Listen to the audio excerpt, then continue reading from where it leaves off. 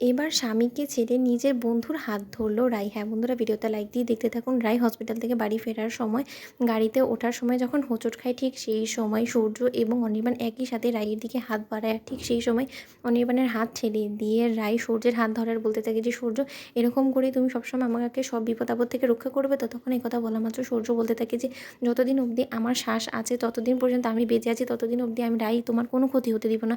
তখন এই কথা বলা মাত্র অনির্বাণ বলতে থাকে, সেই তো তুই যখন আছিস তাহলে তার চিন্তা কিসের, তাই না রাইয়ের? তখন একথা বলা মাত্র রাই বলতে থাকে যে, হ্যাঁ, যখন বুঝিয়ে গিয়েছো তাহলে হ্যাংলার মতন আগে পিছে না ঘুরে তুমি বরঞ্চ তোমার নিজের জীবনটাকে শুধরে নেওয়ার কথা ভাবো।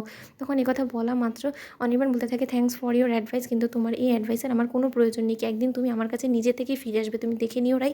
আর কোনোদিনও তুমি সূর্যের যে হবে না সেটা আমি খুব ভালো করে জানি। এতটুকু অন্তত আমার বিশ্বাস আছে যে তুমি চিরকাল আমারই থাকবে আর শুধু আমাকেই ভালোবেসে যাবে। তখন একথা বলা মাত্র সূর্য বলতে থাকে যে, রাই এখন আর কথা বাড়িয়ে লাভ নেই, আমাকে তোমাকে ড্রপ করে আমাকে অফিসেও যেতে হবে।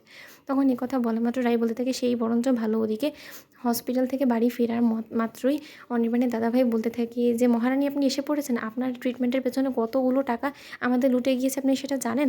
আপনার সেই সম্পর্কে আদৌ আইডিয়া আছে? আপনার বৌমণি তো নিজের গয়না অবধি বন্ধক দিয়ে ফেলেছে আপনার জন্য।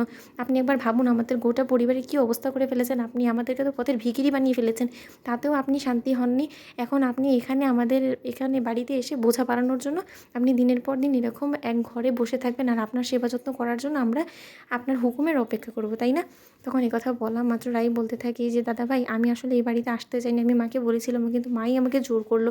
তখন এই কথা বলা মাত্র রাইয়ের মা বিক্রমের উপরে ক্ষিপ্ত হয়ে বলতে থাকে যে, কেন তুইও তো হুইল চেয়ারে বসা, আমরা কি তোকে সামলাইনি? তোকে কি ফেলে দিয়েছি আমরা? বলতো তোর প্রতি কোনো অবহেলা করেছি?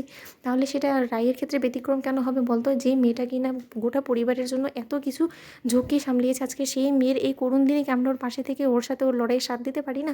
তখন এই কথা বলা মাত্র রাইয়ের দাদাভাই বলতে থাকে, আলবাত পারি মা, কিন্তু এই মেয়েটা তো আমাদেরকে সকলকে একবারে পথে ভিখিরি করে ছেড়ে দিয়েছে। এখন কী দিয়ে তোমার মেয়েকে তোমরা সাপোর্ট দেবে বলো তো আমাকে? খাওয়া নাওয়া সব কিছুই তো আমাদের শেষ হয়ে গিয়েছে।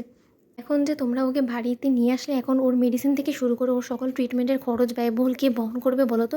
তখন এই কথা বলা মাত্র রাইয়ের বৌমনি বলতে থাকে যে, বিক্রম আর যাই হোক না কেন, ওর সব চিকিৎসার ক্ষয় খরচ তো তোমার থেকে যাচ্ছে না, তাই তুমি সেটা নিয়ে নাই ভাবো, সেটাই বরঞ্চ বেটার তোমার জন্য। তখন এই কথা বলা মাত্র রাইয়ের দাদাভাই বলতে থাকে, আলবাত ভাবতে হবে, কারণ তুমি যে গয়নাগুলো বন্ধক দিয়ে এসেছো না, সেটা আমার মেয়ের ভবিষ্যৎ ছিল, কিন্তু সেই ভবিষ্যৎটাকে তুমি জলাঞ্জলি দিয়ে তুমি তোমার ননদিনীর জীবন বাঁচাতে ব্যস্ত হয়ে পড়েছিলে। এখন সেই গয়নাগুলো কী করে তুমি বন্ধক দেওয়া থেকে ছাড়াবে, তুমি সেটা একবার ভেবে দেখেছো বলো তো?